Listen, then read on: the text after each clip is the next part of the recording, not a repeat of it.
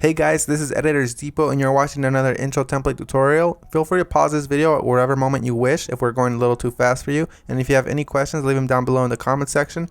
We always reply to every single comment, and if we're away for a minute, just go ahead and comment down below and there's very friendly people that will help you, guaranteed. It's important to remember that this is a pre-made tutorial that we've carefully selected and approved because we noticed that it works the exact same way. If you have any questions, comments, or it's just not working for you, just leave a comment down below and we'll get back to you, guaranteed. Now this tutorial requires both Adobe After Effects and Cinema 4D. You will absolutely require them. If you do not have them, go ahead and visit EditorsDepot.com. We can do any template customization at very affordable prices. Just feel free to select the template you wish and check out with it and detail everything you want on the template. Now that that's out of the way, all you're going to want to do is open up the Cinema 4D file. So here it is, and we already have it open, so I'm going to go ahead and bring it up.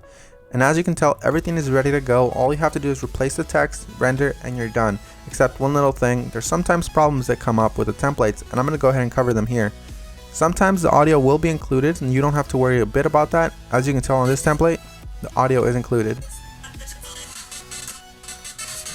It's not a problem at all, and sometimes the font is not included. If it's not, all you want to do is of course look for the text layers. They will look a little like this. Select it, and then hit font.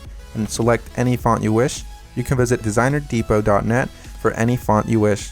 The first thing you want to do is of course modify one of the text layers. So here it says your. I'm going to go ahead and hover the text after I select it and replace it with editors. I'm going to do the same thing for the second layer behind that one. I'm going to hover the text and write editors.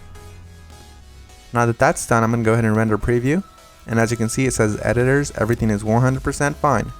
You do the exact same thing for the bottom layers. I selected both at the same time. I'm going to replace it with Depot.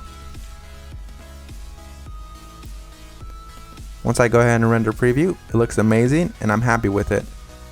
I'm 100% happy with the colors because it's red and Editors Depot is red, but if you're not happy with the colors, you can simply come down below, double click it, and make any modifications you wish, whether it's make it green, make it blue, or blend it all together and make a little purple. I'm going to go ahead and keep it this way, and I'm going to go ahead and go to my render settings now. Once you're in the render settings, you're going to want to make sure that your width and height is set to 1920 x 1080 if you have a very good computer or decent computer and you have time. If you have a slow computer and you probably don't have that much time, you make sure you set it 1280 by 720. You want to make sure you tick all frames, and then you go to save. You make sure it has a PNG sequence for a faster render that does not reduce quality at all. And you want to make sure you select file here. Make sure you make a folder for this one render sequence that's alone and empty. Mine is template render, and I'm going to name my every single sequence render. You close that and you begin the render. While it finishes rendering, I'm going to go ahead and open up my Adobe After Effects file and go ahead and get started with that for you guys. As you can see, that says that there's two files missing, so I'm going to go ahead and find them for my computer. So I'm going to wait for it to load, and as you can see, it says here that the audio is missing.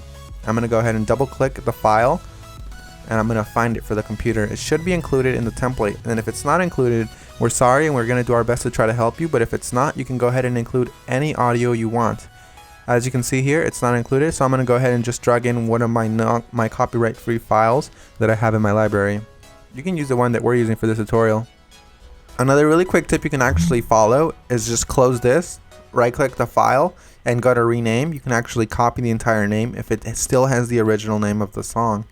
Then you go back to YouTube, you paste that there, and you download the file from there. You want to make sure it's copyright free and you're not breaking any laws though. Once you've gone ahead and replaced your song, you're going to want to go ahead and replace the other thing that was missing, which is of course the PNG sequence. It might be a PNG file, .png, or it might be an MP4 file, or anything within those regards, like QuickTime for example. You're going to go ahead and double click it and replace it with your render sequence. I'm going to select the first frame, scroll all the way down just to be safe, and select the last frame. You want to make sure you do the same thing, all while holding shift, so it selects every single one. You make sure you tick on sequence here where it says PNG sequence. You should have that option for Windows as well. You hit open and it will import every single one and it'll make it look like a video. That makes your render much faster and it looks the exact same. So we're 100% done. Assuming you have every single one of the plugins required, you're 100% done, and if you don't, you're going to have a black screen similar to this. But if you do have a black screen similar to this, you're going to just want to make sure you troubleshoot it by turning off or turning back on whatever adjustment layers might be messing up your entire video. As you can see here, all of the adjustment layers, one of them within these messed up the entire render, so I'm going to go ahead and turn them on one by one. That one's fine, that one's fine. This one's the problem here, so you make sure you turn them back on